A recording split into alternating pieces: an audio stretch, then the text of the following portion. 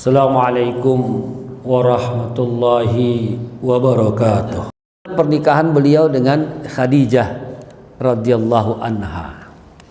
Ya.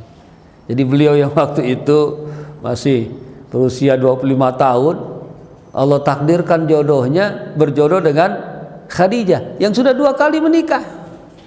Ya. Berarti kepada Nabi dengan Nabi ketiga kalinya, Khadijah binti Khuwailid radhiyallahu anha. Walaupun secara umum literatur menyebutkan dan dari kecil kita mungkin menghafal bahwa Khadijah menikah dalam usia 40 tahun, tapi ada juga literatur yang mengatakan ya enggak 40 tahun amat gitu. Ya. Ada yang mengatakan 35 tahun. Ya, jadi usia yang sebenarnya relatif juga enggak terlalu jauh.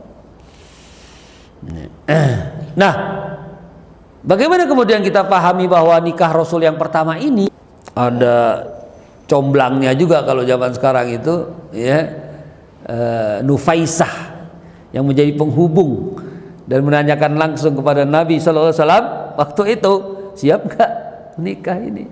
Aku nggak punya apa-apa, itu urusan lain, ya, ya. Nggak usah dipikirkan soal itu. Ya, tapi ditanya dulu Nabi bersedia enggak? Nah, setelah disebutkan bahwa yang mau menikahinya dan minta dinikahinya adalah Khadijah binti Khuwailid, Rasul keluarga musyawarah sama keluarganya, paman-pamannya. Ya, karena Nabi juga merupakan keponakan yang paling disayang, paman-pamannya juga membangun harga diri, kehormatan keluarga besar mereka. Maka Nabi pun dibantu oleh paman-pamannya dalam prosesi ya, pernikahan dengan Khadijah radhiyallahu anha. Gitu. Karena keluarga Nabi keluarga yang baik, semua anak-anak mendapatkan perhatian yang sepenuhnya. Dan catatan yang menjadi penting buat kita adalah Nabi memastikan seluruh putrinya, ya, karena putra-putranya itu meninggal pada saat kecil. Yang besar terus berjalan adalah putri-putrinya, mulai dari Zainab, Ummu Ruqayyah, Ummu Kulsum dan Fatimah, seluruhnya ya tidak ada yang tidak memeluk Islam. Seluruhnya menjadi muslimah. Ini menunjukkan tentang ya keharmonisan rumah tangga Nabi berjalan bersama Khadijah. Ya. Bahkan kita bisa membayangkan bagaimana Khadijah radhiyallahu anha menjadi pendamping yang betul-betul setia, pengorbanan yang luar biasa. Ya.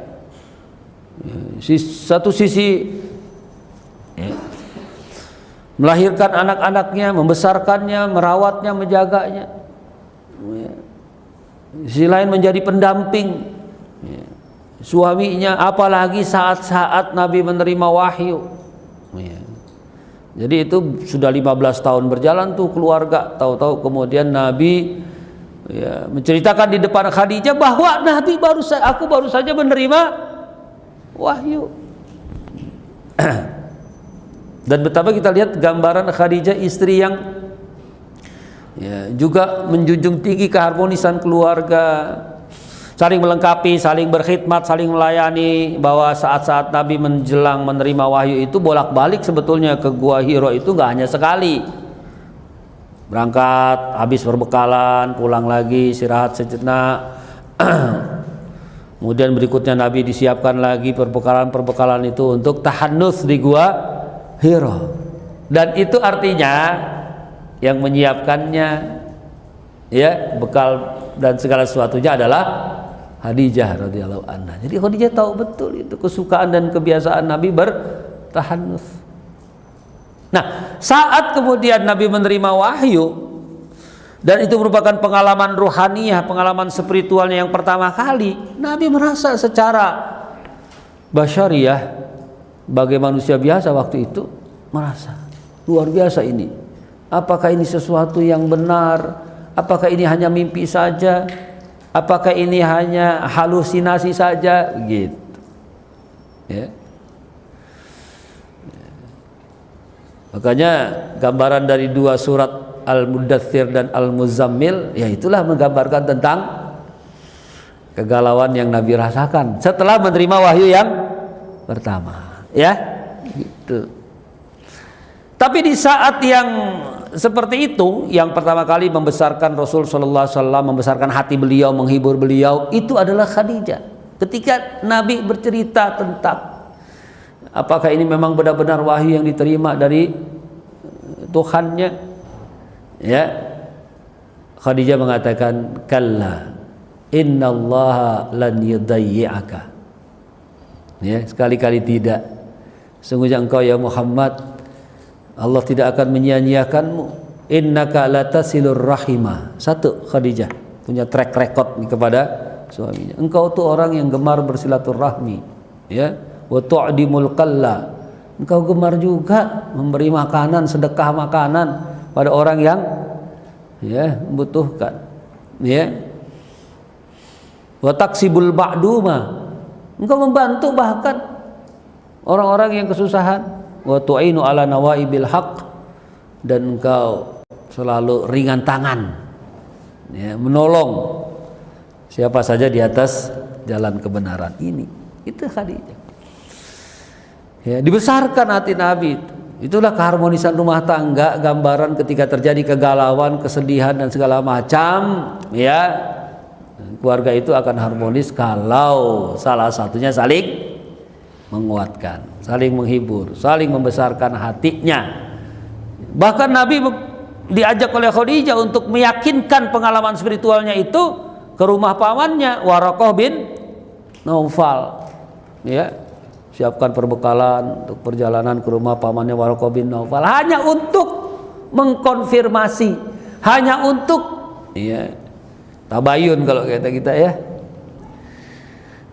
sehingga, ya, Rasul kemudian mendapatkan penjelasan dari Waraqah bin Naufal. Bahkan Waraqah mengatakan, kalau aku hidup, ya, pada masa zamannya nanti, ya, Waraqah sudah meramalkan bahwa Nabi Muhammad kelak nanti suatu saat akan dianiaya oleh kaumnya, ya, sampai diusir dari kampungnya sendiri, ya, berdasarkan, ya, berita-berita, ya, langit yang ada di dalam kitab-kitab suci yang lainnya.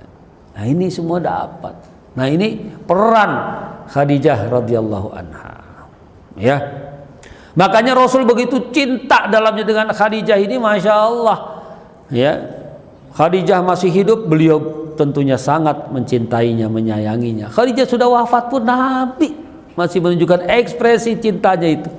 Kalau menyembelih kibas atau apa, itu Nabi selalu tuh, ya, cari siapa famili saudara-saudaranya Khadijah nih yang masih ada, bibinya, ya, mungkin saudara perempuannya atau saudaranya, ya, itu dikasih oleh Rasul,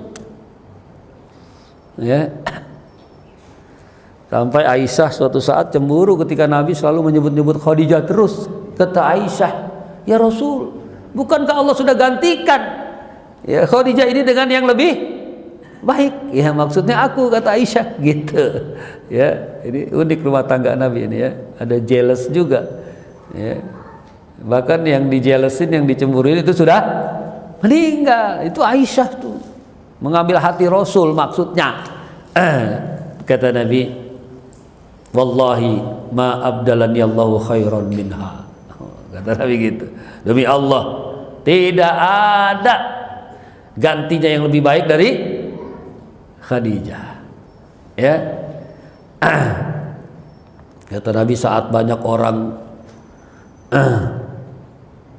kufur kepada risalahku, Khadijahlah orang yang pertama beriman.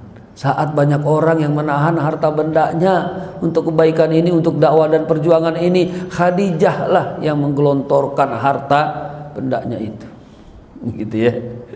Wasatni bimaliha, dialah yang meluaskan hartanya untuk dakwah dan perjuangan ini. Jadi seperti itu, saling mengapresiasi, saling menghargai, itu bagian dari keharmonisan rumah tangga. Billahi taufiqul hidayah, Allahu muwafiq ila aqwamit thariq. Assalamualaikum warahmatullahi wabarakatuh.